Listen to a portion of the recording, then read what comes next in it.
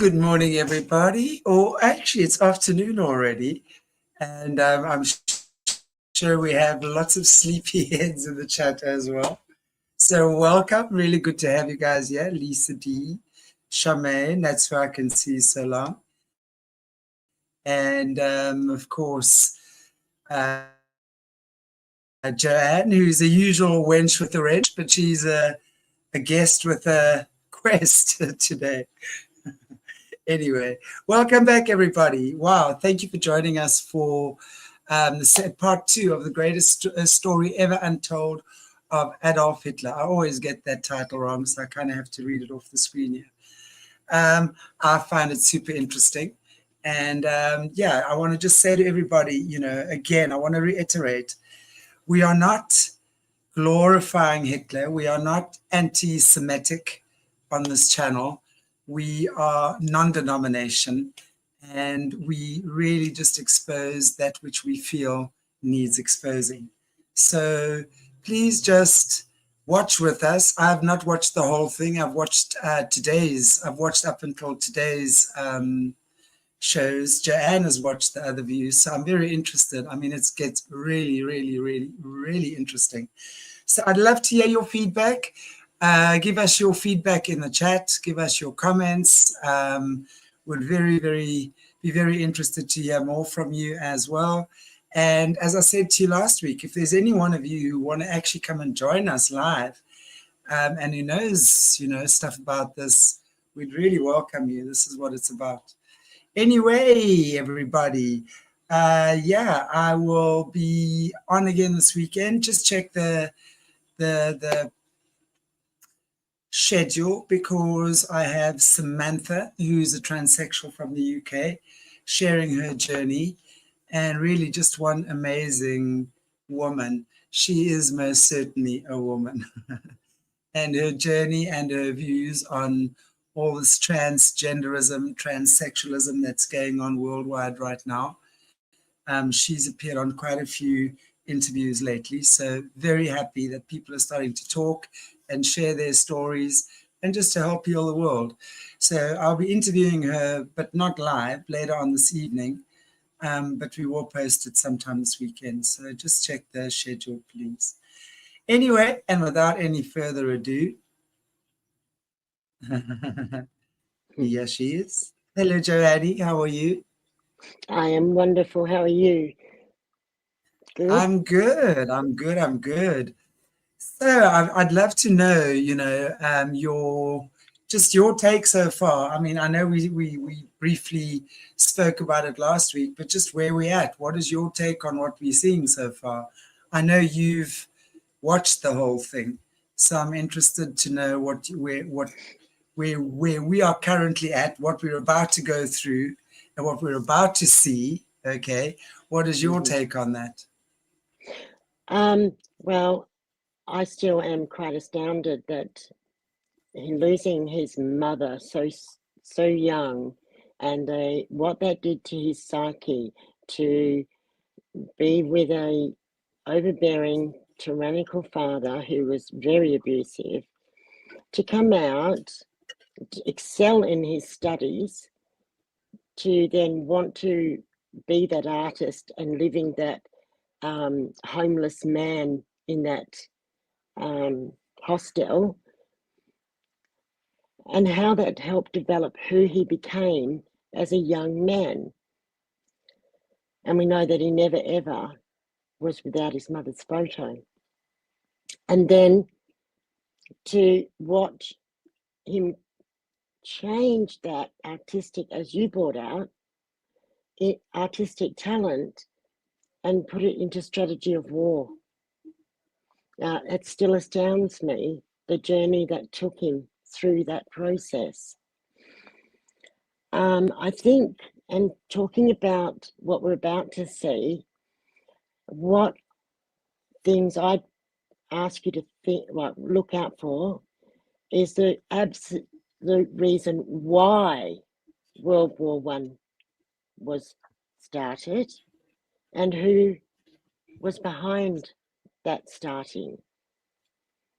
And I think you're going to find that very compelling. And I think I'll leave it there about anything we're going into, because that's where we're looking. Yeah. And I think what's important to remember as well, something Gary Wayne said to me on one of his recent, well, one of the interviews I did with him. And I mean, I know when I spoke to him about that, he actually said he wondered how he could put that across. And then it just came to him to say, you know, to mention that it was a family squabble that started World War One. It was a scuffle between cousins, literally. When we're looking at the elite bloodlines, when we're looking at the fallen ones, and to go back, you know, gone at the beginning of time, literally, to literally the start of World War One, right? And understanding that it's cousins fighting, cousins having a fight. Yes. And the one bloodline against the other bloodline, right? And using humanity, our young men, our children, our brothers, our fathers, as pawns for this horrific fight that they were having. It's just actually unbelievable to imagine that this is really, it wasn't about what we've been led to believe, but there's just so much more evil behind it. You know, it's easy to blame Hitler, and make no mistake, I'm not Hitler sympathetic, whatever you want to call it. But I'm saying nothing that he did will ever take away what he did, because it was atrocious, the lengths he went to, you know, and it was atrocious what those Nazi soldiers did. I mean, my grandfather was in the Second World War. And I mean, to this day, my mother will not even contemplate having a German Shepherd dog because of what they, you know, how the German Shepherd dogs were literally used to rip the Allies apart, you know. So it was not, you know, there's nothing good about any war. And I want to make that very clear. There's nothing good about any war. But when we look at what's really behind the scenes and what is at play, then we kind of get a broader perspective. And perhaps we stop blaming one party or one person, and we can understand that there's a lot of gaslighting and a lot of manipulation that goes on behind the scenes. As in life, all of us have fallen victim to manipulation and gaslighting at some point. We know how frustrating that is, right? If it happens to us. Now imagine that on a mass and a global scale.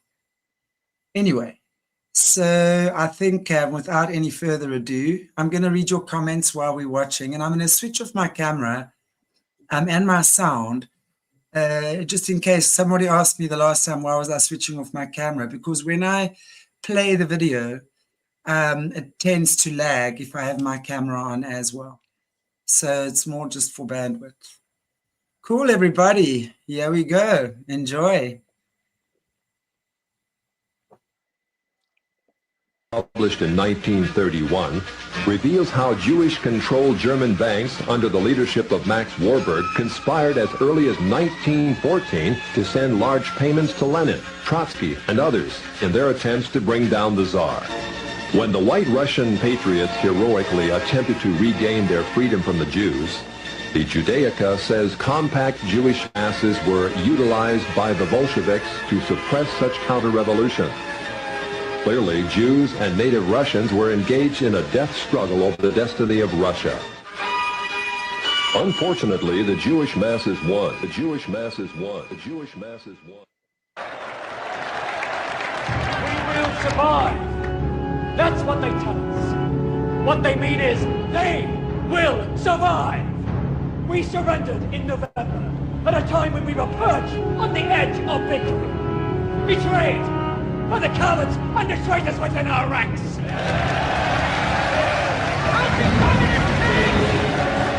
How do we fight them? We unite! We must join together for a greater Germany! We will hang the profiteers! Crush the communists! We will disinfect our country of the Jewish vermin! Sacrifice! We will struggle, yes! But only then will we triumph! And we will triumph!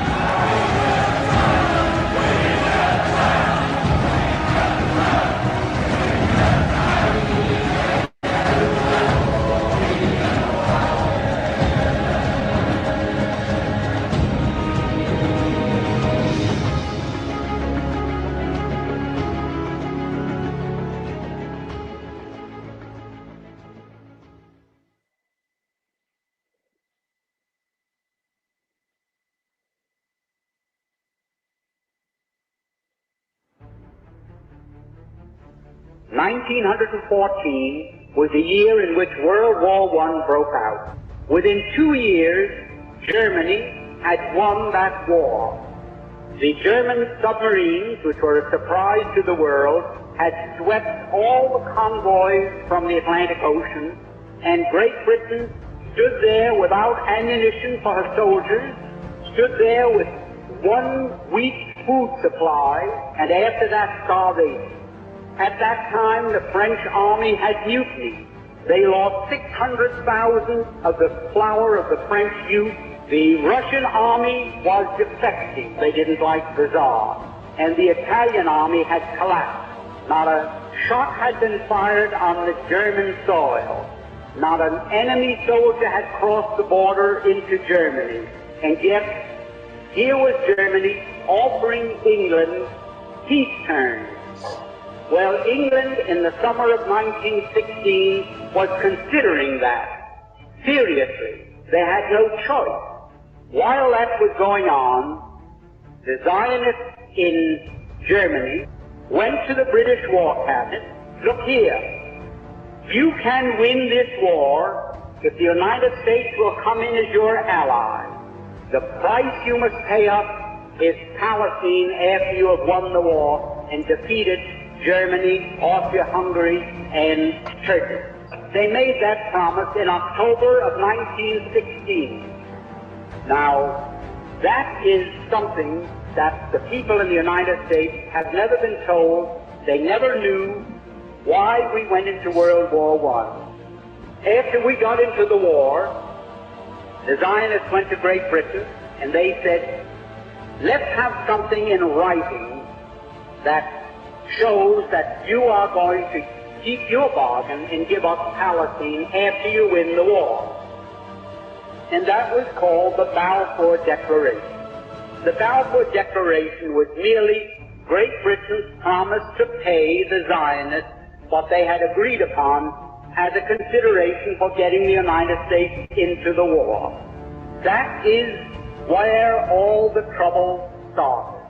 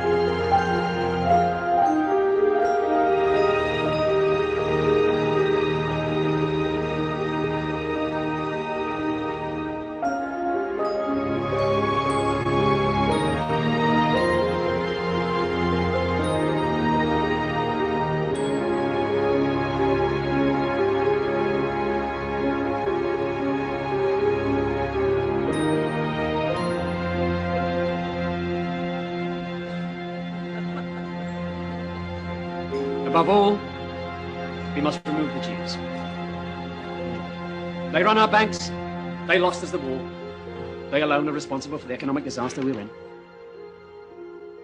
When you ask what have the Germans done to the Jews, you must always ask what done the Jews to the Germans. Since 1850, when the Jews got all the political rights in Germany, in the German Reich, they have done three things which are really dramatic. Number one, they were a small minority of 2% of the population. At the time when Hitler came to power, 500,000 within 60 million German people. 500,000 among 60 million. They were a small minority. This small minority managed to control about 50% of the media, to give about 70% of all judges, to have a tremendous influence in movie and in theater and in literature. They were overrepresented. This is one thing. They were absolutely overrepresented, as today in England, in France, and in the United States. Second, Jews were at the origin of a lot of catastrophic financial bank crashes in Germany between 1870 and 1920. In that time, they made a lot of crashes which have, this is all documented. It's not Nazi propaganda or anti-Semitic or Arab propaganda. It's a lot of books have been published, even by Jewish Germans, about this problem. They have millions of German fathers have lost their incomes, their fortune, their savings because of these Jewish gangsters, bank gangsters and speculation people. Then the third point, which was psychologically the most dangerous of all, they have introduced into German art and culture and theater and movie decadence, immorality. The first homosexual theaters, plays, were made in Berlin in the 1920s. The first adultery theater plays were made in the 1880s and 1890s, 100 years ago, by Jewish authors. Adultery, then sexual perversions of all sorts, sadism, masochism, a lot of homosexuality, all these things, and then decadent art, you know, an art which is absolutely ridiculous, so-called modern art. It was all pushed by Jewish intellectuals, and this created among the German people a big revolt. And they wrote books ridiculing Christianity, ridiculing Jesus. And there were furious reactions in Germany. And this is why Adolf Hitler came to power.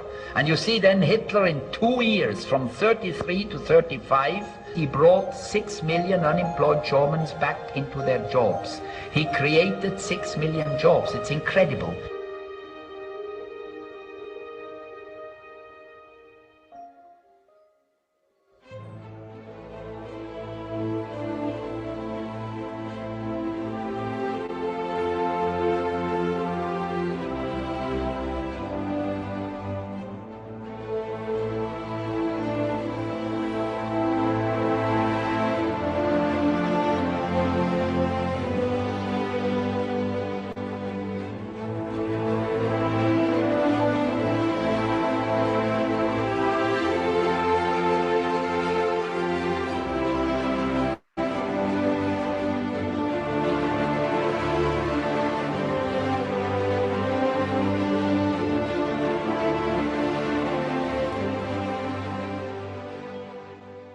Secret negotiation between the Nazis and the Zionists in 1933, which allowed German Jews and their assets to go to Palestine.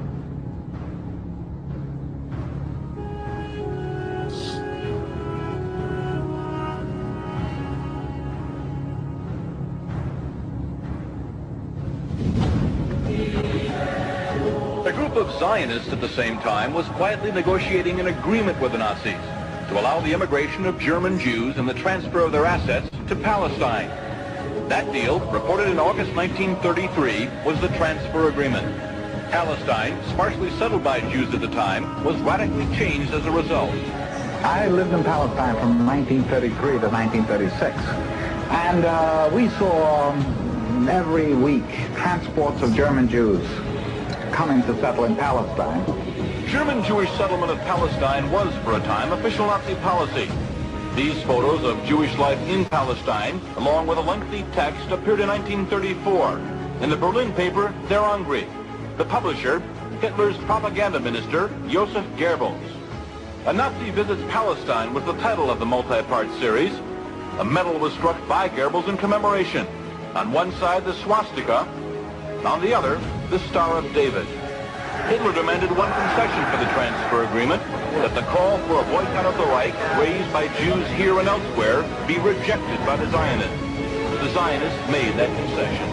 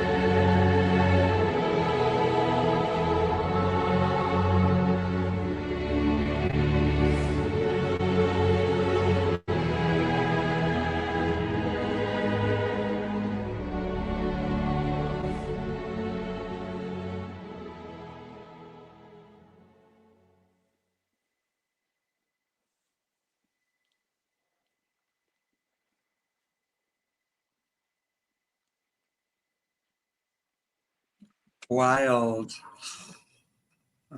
Isn't it? Wild. Wild. I mean, if we just go back to World War One, it was Serbia, and I forget the names now. It was Serbia who assassinated the Austrian Archduke, right? And a month later, because of that, Austria declared war on Serbia. And that's when I remember from school, GATT. I remember we had to remember World War One, it was GATT. Germany, Hungary, Austria, Turkey. I remember that. But you know what I find fascinating is that these things are not revealed. So you're not, And I mean, and my question is even would go beyond that to say, why was the Austrian Archduke assassinated? Who was behind that assassination and why? You know, and that's obviously something they don't bring in here, which I would then like to look at as well, because going by what Gary Wayne is telling us, right? This is a family scuffle. We're looking at bloodlines here. We're looking at blood cousins. We're looking at cousins that are having little power struggles with each other. Wow. Don't know. What is your comment so far? I mean, there's a lot to talk about on this chunk. Oh yes. True. I haven't actually found out who did order that killing of the Grand Duke, but we will get that information and we will present it. But going on further from there, there was a lot that was said that he hated the Jews more than anything that existed in the world. And what got me was, look at all those Jews. They were half Jews, half German, I'd say.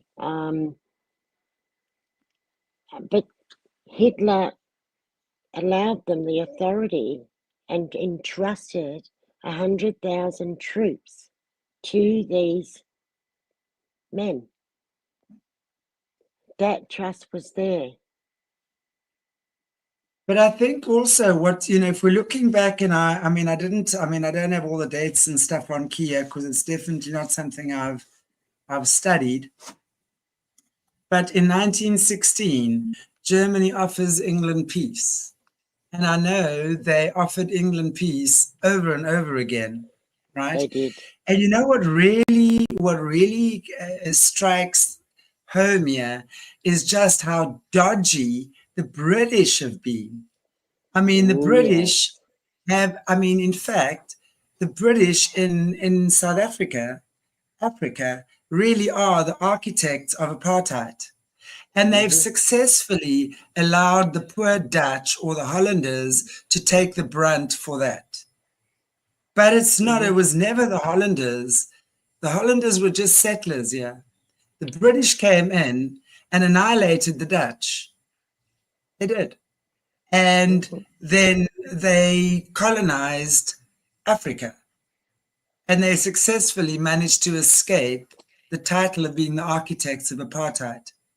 And here again, we're looking at the British having literally gone in, and what were they wanted America involved in the war. So they were pulling all sorts of strings to make sure that America was involved in the Second World War too. Oh, no, the First World War, sorry.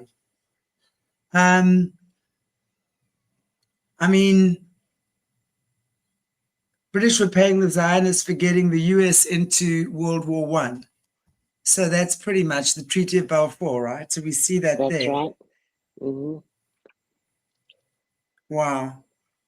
Yeah, wow. It is, it's very eye-opening, but... We also see there that in 1850, you know, the Jews were pretty much 2% of the population. And it's not the first time I've heard this, right? I was engaged to an Austrian, and I heard this way back then already, you know, that they were control of the media. But if we look at it now, Linda, I'm looking at you saying the fake Jews and the real Jews. Now, I'm sure absolutely that is part of this deception. So we've got to figure out who are the fake Jews and who are the real Jews. Okay, but for what we're talking about here, really 2% of the population controlled the world media. They controlled the banks. They controlled 70% of, oh gosh, I don't even know what I wrote there now. But also basically the influence in theater, pornography, degraded living, basically, which is what took Germany into the slums to begin with, right? But then you're looking again, and also responsible for the financial crashes in Germany. Now we know that the Jewish, that's what I'm saying, when we're looking at what's going on here, it's all bloodlines that know each other, you know. And then again, when there was the Jewish one that was assassinating the German. And then, of course, how fascinating with the transfer agreements, you know, with them literally agreeing that the German Jews would be transferred to Palestine with all their goods intact, with finances intact, plus when they got there, they would have received the money from the profits received from their German, whatever they were selling off there. So it makes sense because Hitler did not like the Jews. He wanted them out. So yay, Palestine, we can put you there. And then, of course, the Zionists were happy for whatever reason. They wanted to repopulate Palestine. And Hitler was Jew-free, and he was so happy about that. I mean, literally, guys, if that was the plan, and we've been lied to about that, wow, what a travesty of justice. Anyway, I'd love to hear all your comments. And it's also very interesting, you know, when these truths are coming out. I want to just maybe point this out here. I mean, I was watching talking about slavery and all sorts of things because we see it all falls in line. So when we're looking at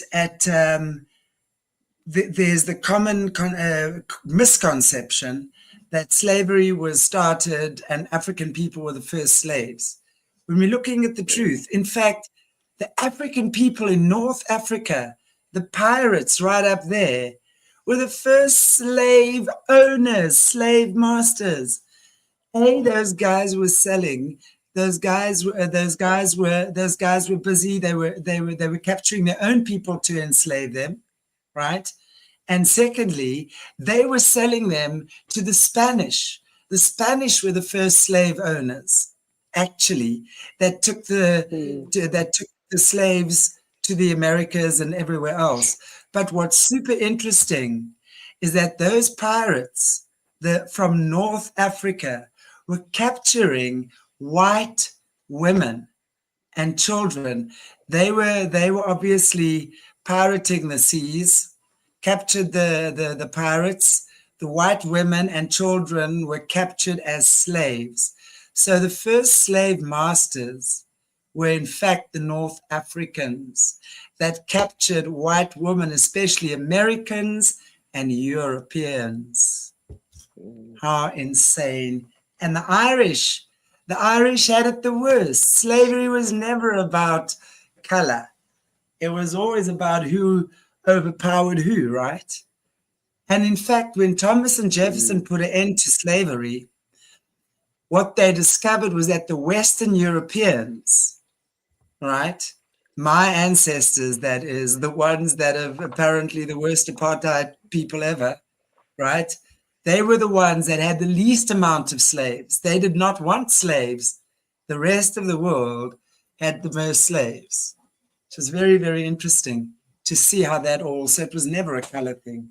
And what we're seeing here now, there's always so much more behind it. We've been given certain slices of the pie, but it doesn't make up the full pie. Very interesting. Okay, let's have a look, guys. I'd love to hear your thoughts on this. Okay, let's get going.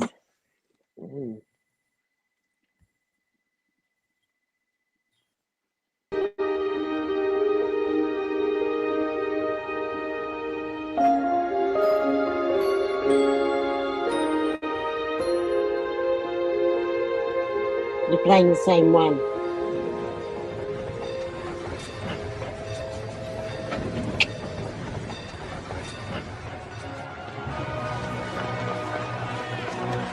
Come closer.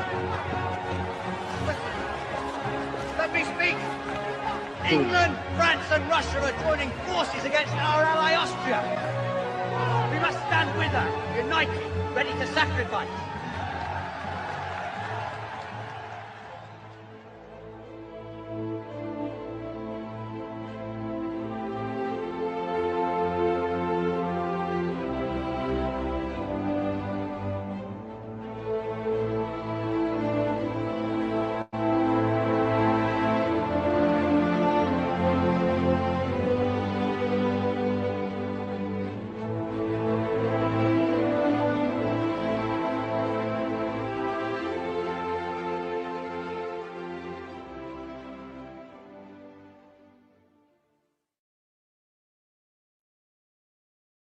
The Allied leaders were arguing their way over the whole future of the German people.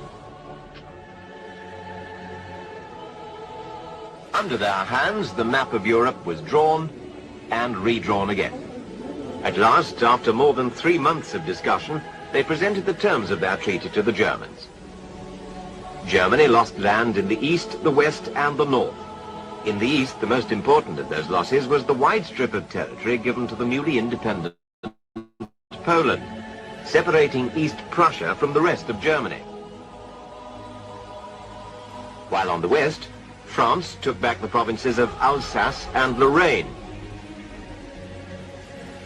and was also given the right to mine coal in the Saar, an area placed under League of Nations control for 15 years. To protect France, Germany was forbidden to station soldiers in the Rhineland, an area which was to be occupied by Allied troops until 1935. It was not only the loss of territory which Germany resented, but also the fact that Czechoslovakia and Poland now contained large numbers of Germans. And as if to add insult to injury, the treaty forbade German-speaking Austria to unite with Germany. Her fortifications were to be destroyed. Her army was to be reduced to 100,000 men. No air force, no submarines, and to accept blame for starting the war and pay reparations. So, in the high summer of 1919, the German delegates were brought to the Great Hall of Mirrors at Versailles to sign the peace treaty. It was a compromise peace that satisfied not even one single Allied leader, and predictably the Germans loathed it. The Germans argued that the Germany to which they were returning had suffered poverty and unemployment in the years since the war, and couldn't afford the vast sums demanded by the Allies.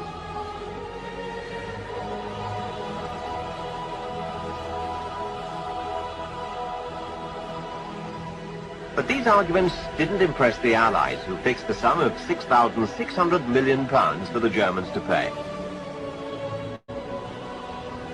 That sum would have to be paid in goods as well as money. Most would come from here in the Ruhr, the industrial heart of Germany. But at the end of 1922, the Germans fell behind with their payments, and Raymond Poincaré, the new French Prime Minister, decided to act. If Germany wouldn't pay in full and on the nail, then France would help herself. So, on the 11th of January 1923, French and Belgian troops entered the Ruhr to force the Germans to pay up.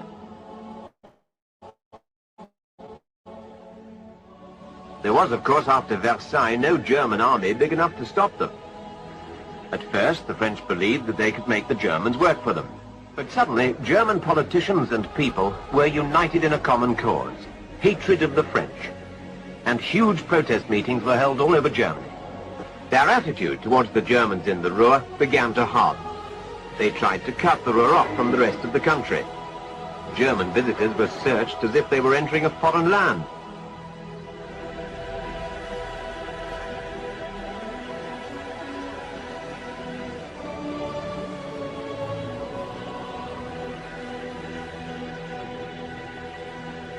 (1923) was disastrous for Germany.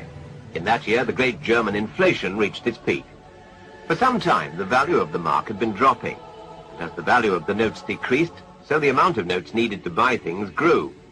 Banks became more and more hard-pressed to meet the ever-increasing demand for paper money. For their customers, suitcases replaced wallets. As Germany slid towards disaster, Gustav Stresemann was appointed Chancellor. The loss of production in the Ruhr was making inflation even worse, and Stresemann realized that the only way to help the economy back to normal was to call off resistance there and get production going again. The government also announced that Germany would resume the payment of reparations. It was the only possible way of getting the French out. But to the nationalists, it looked like yet another pathetic surrender to Germany's enemies. General Ludendorff, who'd never accepted that Germany had been defeated, gave his support to Adolf Hitler, the leader of the new National Socialist Party.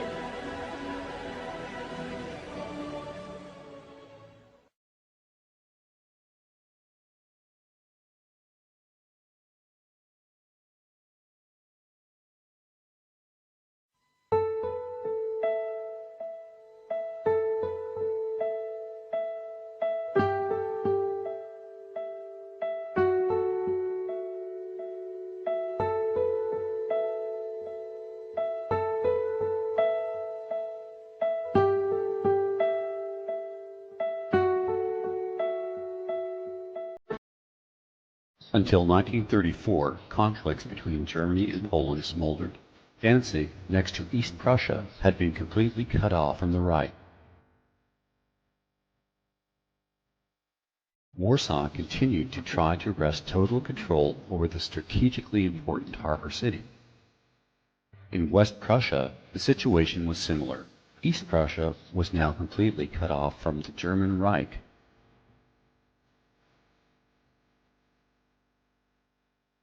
Bolstered by English and French guarantees of war support, Poland has no further incentive to negotiate in good faith with Germany, and in the meantime, in Warsaw, maps are suddenly starting to circulate which contain a new western Polish border extending to just west of Berlin.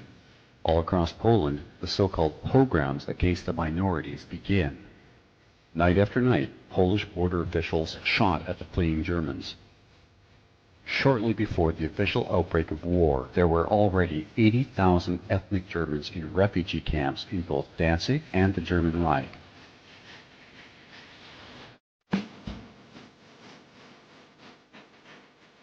The misery of the minority Germans in Poland had now developed the third and most pressing reason that would lead to the outbreak of war.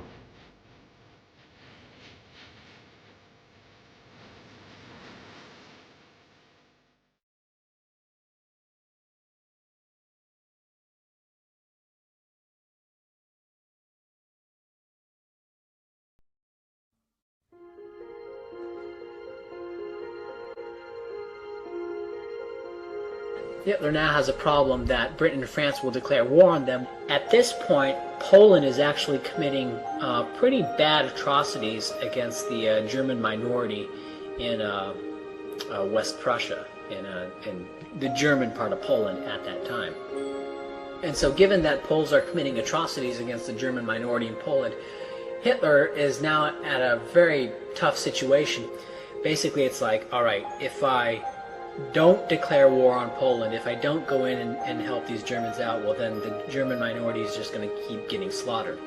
And it's not an insignificant amount of Germans in that area who were being killed. I mean, it was pretty bad what was going on, what the Poles were doing in that area. And so he was basically saying, well, if we don't go in, then those Germans are just going to keep getting slaughtered. If we go in, we're going to find ourselves at war with Poland, France, and Britain, and possibly the Soviet Union. But in a move of brilliant cunning, he astonished the world in the summer of 1939 by doing a deal with Stalin. With Stalin on his side, Hitler was sure nobody else would interfere when he attacked the Poles. Whilst the military commissions of the Western powers are still negotiating in Moscow with a view of enlisting Russia in their front against Germany, Reich Foreign Minister von Ribbentrop flies to the Soviet capital to sign a pact of non-aggression and consultation with Monsieur Stalin and Foreign Commissar Molotov.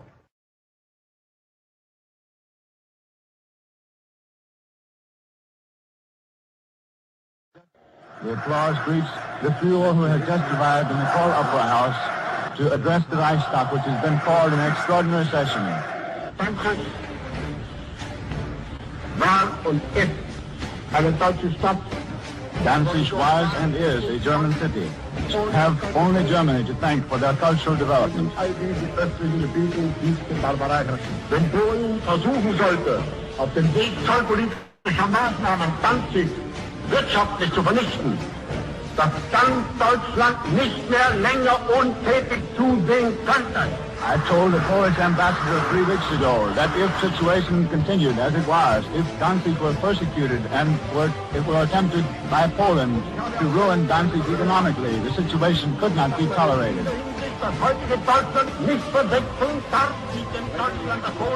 We interrupt this broadcast of Adolf Hitler's speech just momentarily to report a dispatch from Paris which says that Premier Daladier of France has now called the French Council of Ministers for an emergency meeting.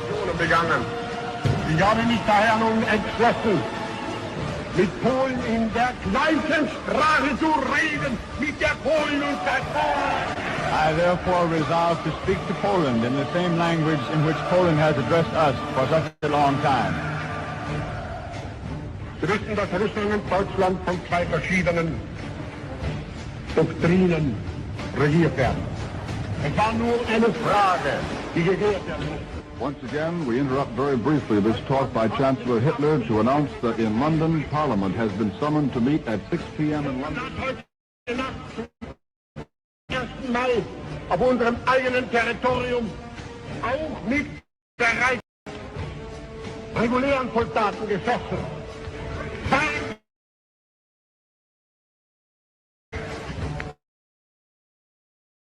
Poland, for the first time this evening, has shot at regular soldiers upon our territory.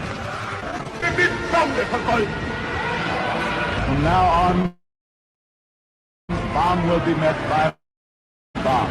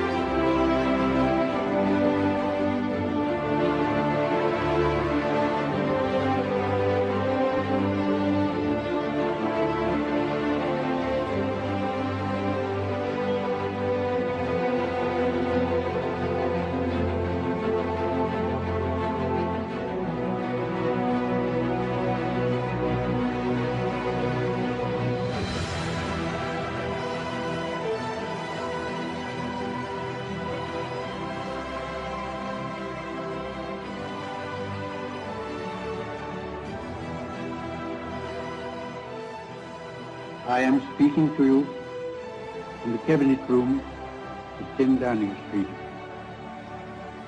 This morning, the British ambassador in Berlin handed the German government a final note stating that unless we heard from them by 11 o'clock, that they were prepared at once to withdraw their troops from Poland, a state of war would exist between us. I have to tell you now that no such undertaking has been received, and that consequently this country is at war with Germany.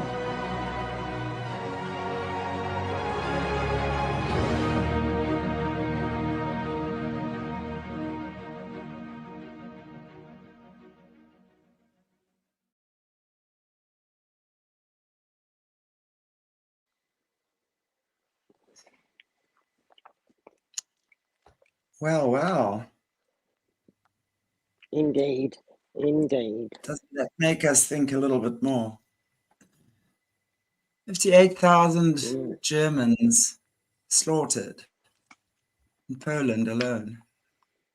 I mean, why have we never been informed of these things?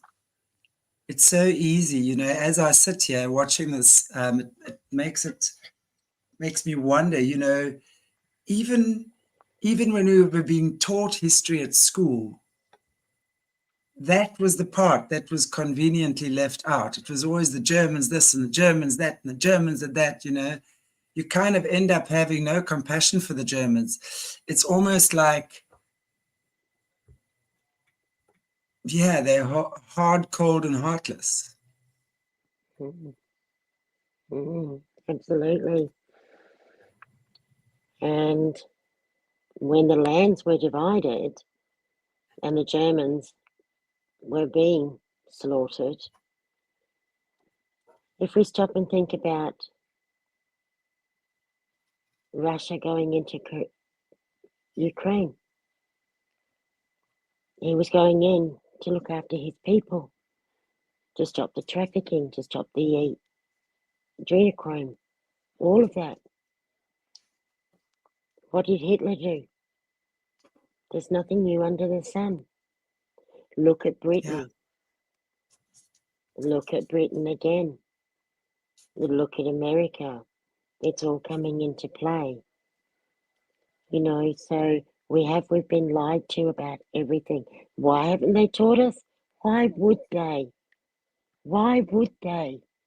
They can't keep us dumbed down, quiet, living and being a slave to their agendas. Makes me wonder Well, as well, because, sorry, carry on. Now I'm saying this for all to know, I am not one of those anti-Semitists. I'm not against, or not against, I'm not against what is bad. I am against what is bad. Sorry. I believe that blame belongs to those who do it. To cover something up, to make it a secret, I lived that as a child. It is dangerous, it is abusive, and it kills.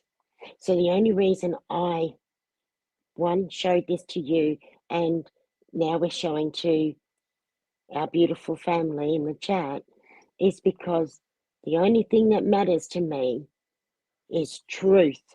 Because the moment you start hiding something, I will find that truth. And that comes from me and my childhood growing up with all that deception and all. So that's why I brought this forward, because I always look for the truth. Okay, so I'm not against or for anything or anyone. I'm not for Hitler. I'm not for any. I just am for the truth. Please know that. That's my motivation. That's where my heart is. Yeah, absolutely. What's interesting though, there's a lot of talk about Hitler's bloodlines, and that he was in fact part of the Rockefellers, which would be interesting. I don't know if that comes up later at all, but we will certainly have a look to see. And even if it doesn't come up, what we'll do is we'll get the information and present it. Okay, anything you want more information on in chat, please let Chantelle know. Excuse me. And if you've got a Telegram account and anybody would like this whole series sent to them, let me know, or let Chantelle know, and we can then pass the whole series on, and you can rewatch. We can actually just post it in Hangout with Shanti. That's a better idea. Absolutely. Telegram. So we'll post it. We'll post it there.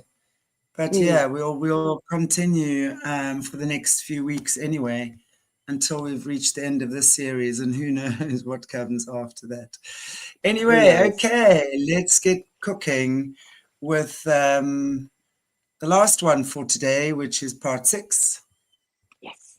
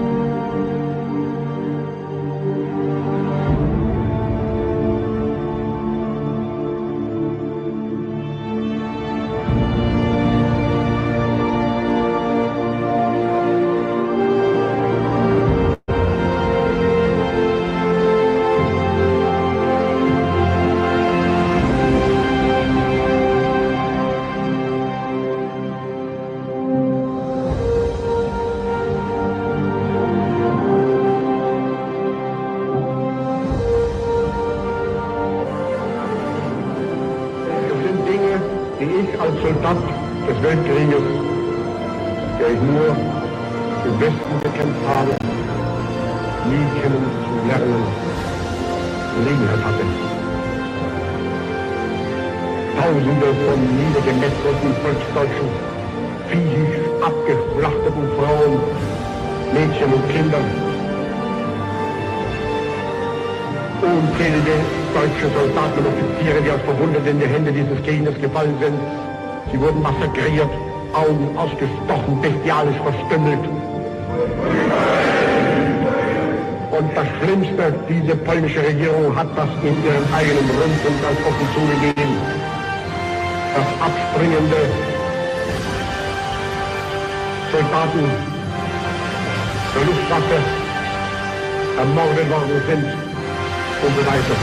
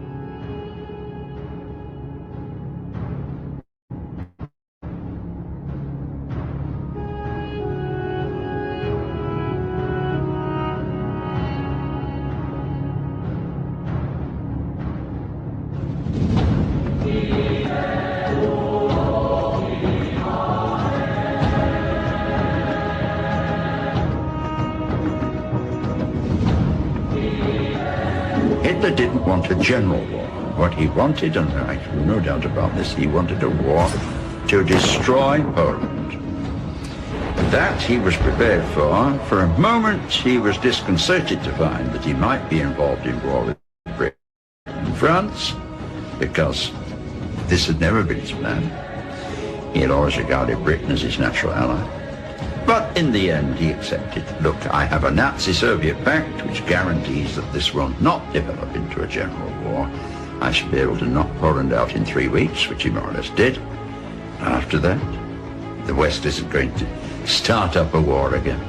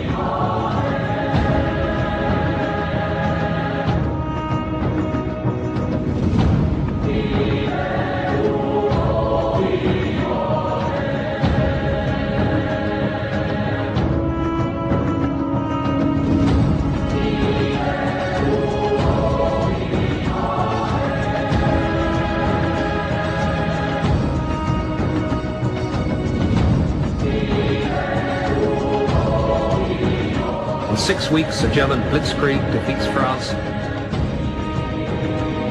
Paris is Hitler's.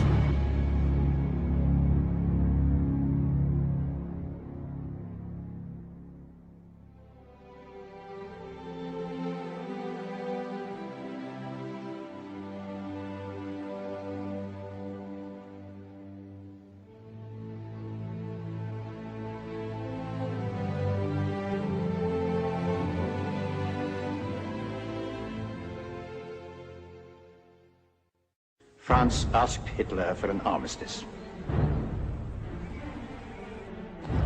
Shortly before 3 o'clock on the afternoon of June 21st, 1940, he arrived in the forest of Compiègne. Hitler himself took the seat where Marshal Foch had sat. The French delegation, led by General Hunziker, followed closely behind. When the French delegation entered the carriage, Hitler could fully relish the peak of his career. Long ago, on entering politics, he had sworn never to rest until the shame of November 1918 had been wiped out. Now he had done it. But the dream of his lifetime, he said, had been fulfilled.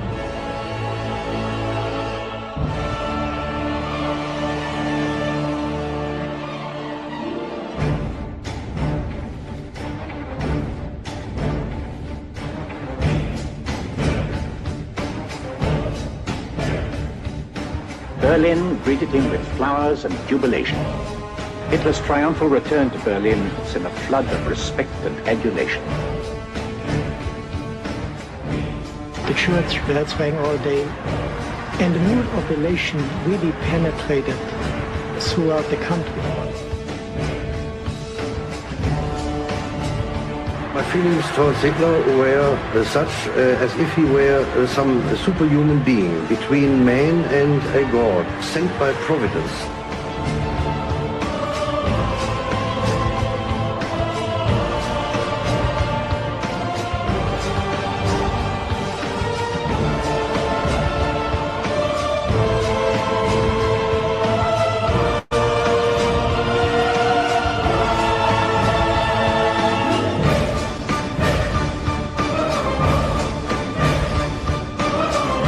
This was the man who had obliterated the humiliation of the First World War.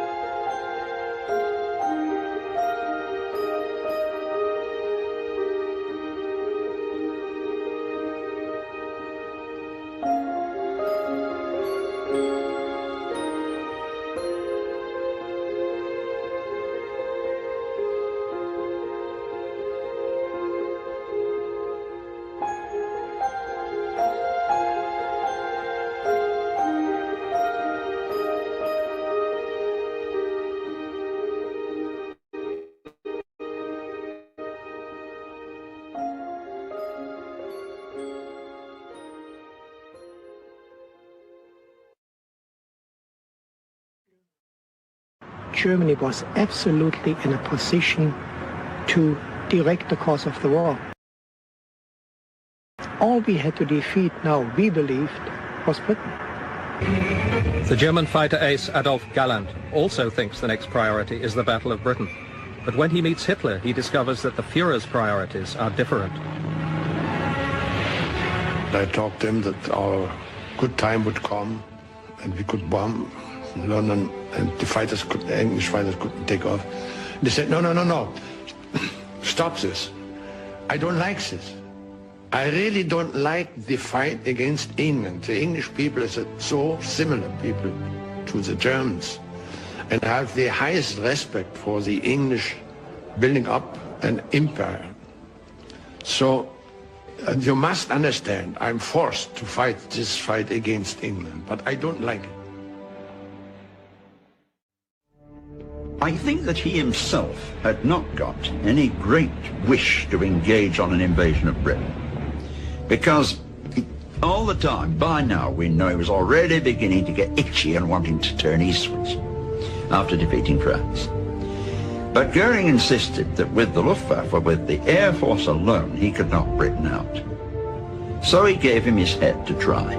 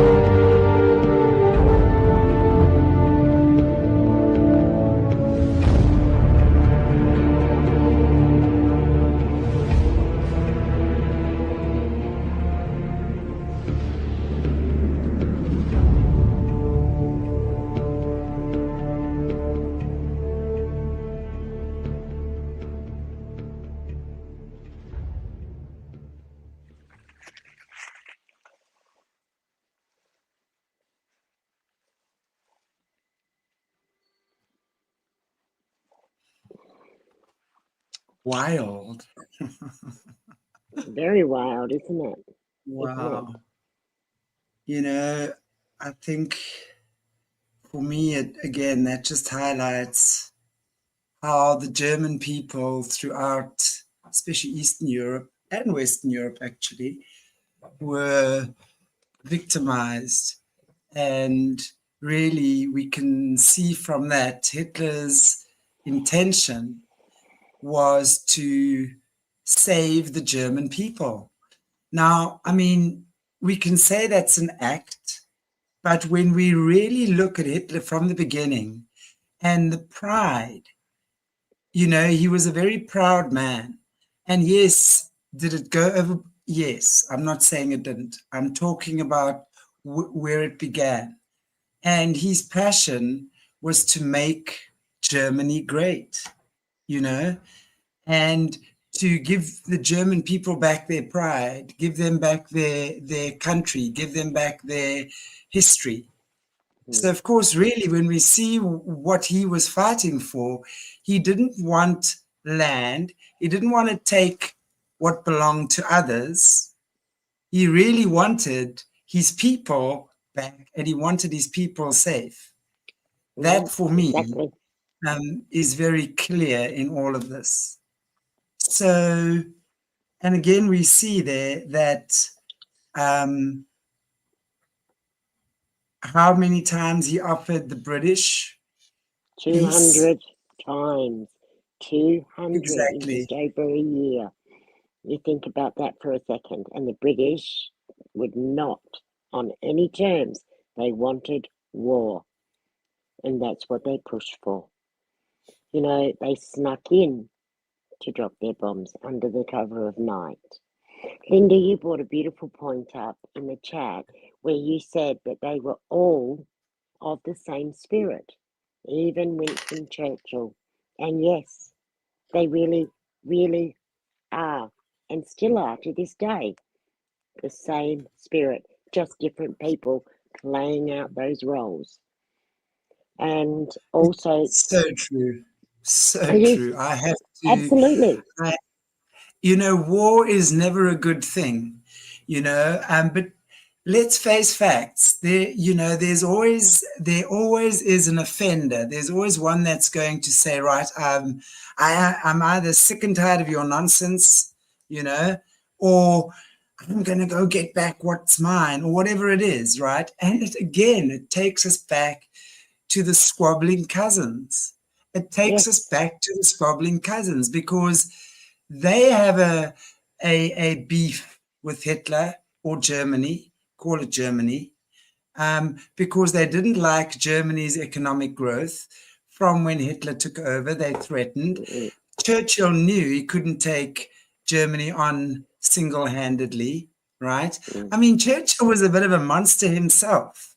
He was a well-known alcoholic, and I'm wondering how it is that all of our leaders, I mean, if we're looking at our French leader not too long ago, and of course we know what the leaders of these countries survive on. I mean, South Africa's ex-prime minister, Thabo Mbeki, he was a well-known cocaine addict, So these are the leaders of our countries taking on, making decisions for nations, millions of people, and they just do it because they're pissed off and they might have had one whiskey too many or a bottle too many. It's insane to think about it like that. Wow. And it's true what you say, it's you can't say one's right and the other is wrong. I mean, I'm highlighting the untold story. We know that, the Allies try to cover up from what we're seeing now, made themselves to look like the good guys. Oh, please. When we see what's been happening the past 5 years, especially just in our time, we can know there's really no good intention for anyone there. And this has been an ongoing battle for centuries. So we can't think it's suddenly different for us now. And all this is really just looking at the other side of the coin, to see was it really what we've been told? And I don't believe it is. No, and actually to say again, to answer Claire, when you said that this was shockingly educational. Absolutely, you've got that 100%. And we're leaving it here today, but as we continue through this series, as they say, put on your big girl pants, because there's a lot more to come. It really is. And that doesn't mean granny panties, okay? No. None of us are grannies. Okay? Let's just be clear about that. We're only granny to our grandchildren. That's it. Exactly. Oh dear, my battery's running low. Clearly, I haven't been charging my laptop. But what I just wanted to say, which I thought was quite funny, in one of the comments there, what Hitler was saying, he thought, because as he says, he didn't want to declare war against the British, right? He didn't want to. Right. They were there, and it's true. They're very much like the German people. We're all part of the Germanic tribes, right? And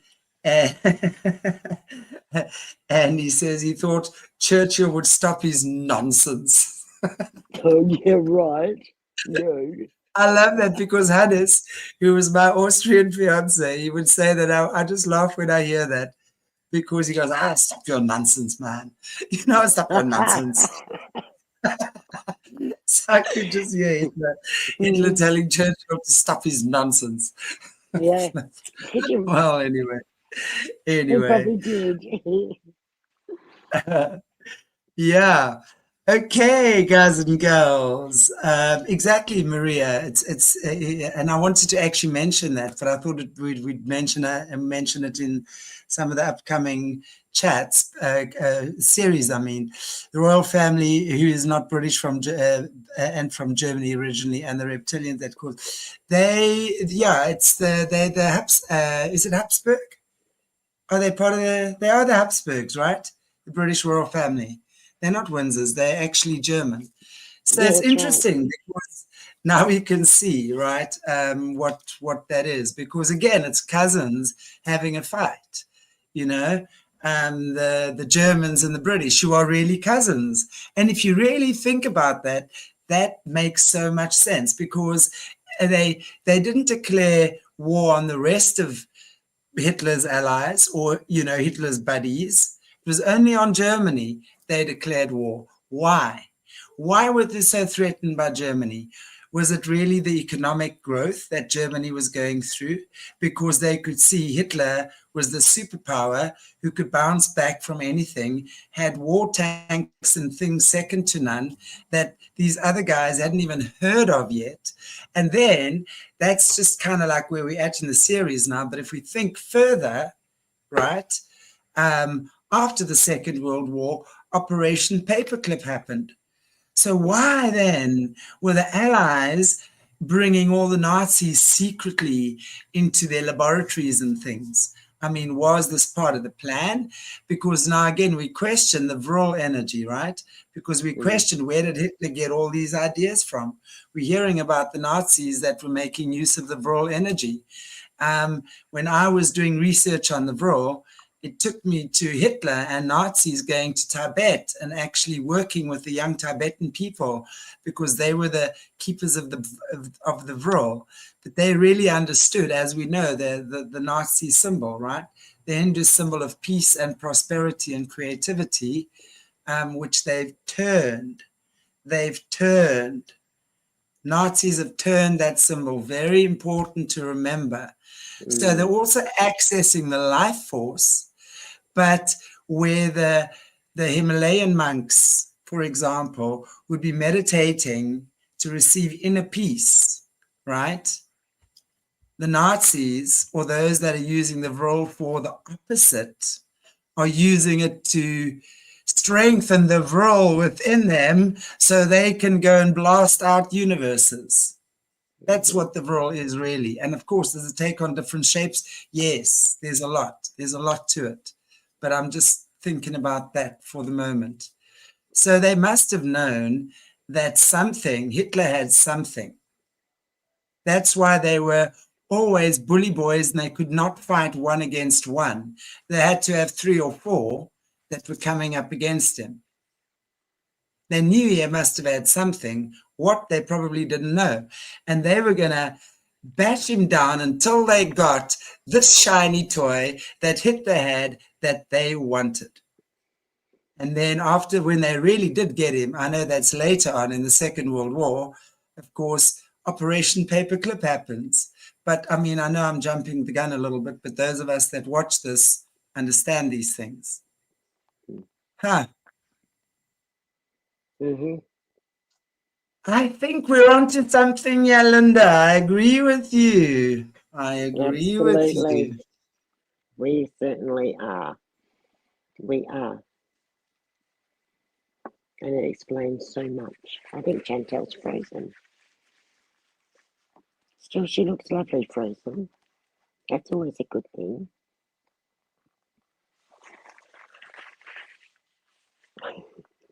But I'm so pleased that everybody's really enjoying this. And do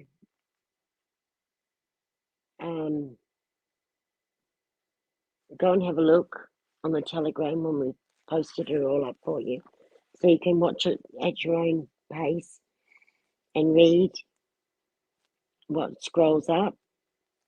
And it's really dynamite information. But Hitler never lost that love. And I think that's one thing. He really had genuine love for people. He liked people. And it made a difference to his country. And then you've got all these other ones, like your British and trying to bring the US in, all because they, as Chantelle just said, wanted that shiny little toy that was giving those Germans or Germany the edge, which was so important.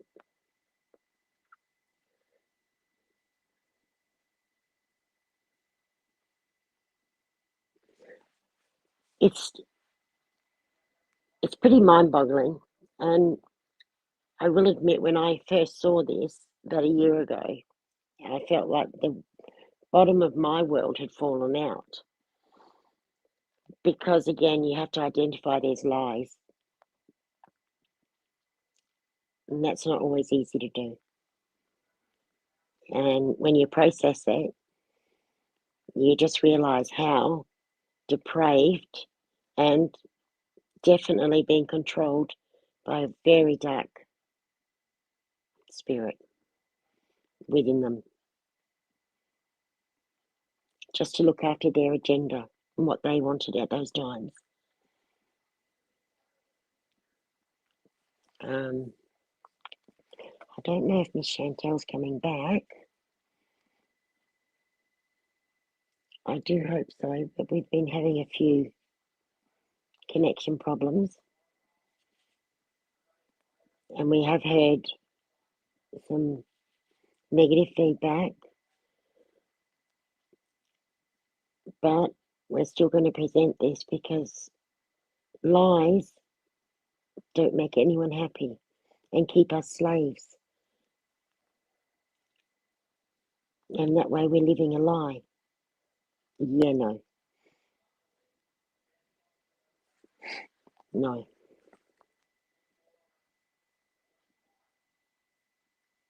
Oh, something. Yes, they're doing very well, growing, being integrated into the mob.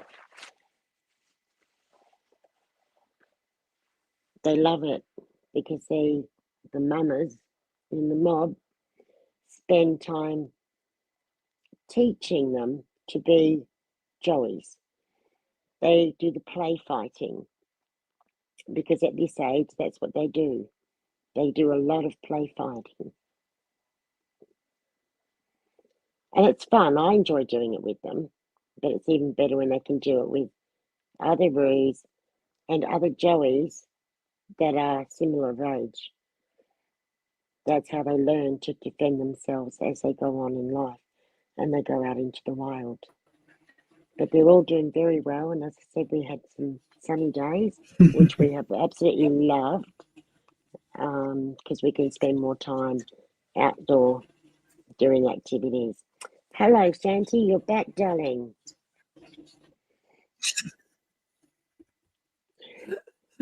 My laptop died a death and I had to restart. Oh my goodness. Okay, I had to get Morna in the back there as well. But yeah, I was very, I don't know what's going on with my brain today, but I'd actually switched the laptop off at the wall. Oh. So it wasn't charging my laptop while I was talking. So I was having I almost want to say a blonde moment, but I don't want to insult and all the blondies in here, but you know what I mean. Wow. Anyway. Okay, sure. Okay, guys. I think, I don't know, Joanne, I'm sure you must have rounded up there. I'm not sure. I've missed a few minutes here. I think I did okay. I think so. Yes. Okay. All right. Well, everybody, I hope that you have enjoyed today's show. I certainly have. It's certainly given us lots to think about. I think these things we always got to watch and watch again. And there's apparently some series or debunking all of this. But I'm going to first watch this and then see what's being debunked. But from what I can see, there's not much factual. But again, I think it's always good to see both sides of the story. Definitely. Okay, everybody. Joanne, thank you so much. Really, really, really appreciate you being here. And thank you. Sharing your insights with us as well. Is there anything you want to wrap up with before I bid everybody farewell? Only goodbye. Love you all. Bye-bye.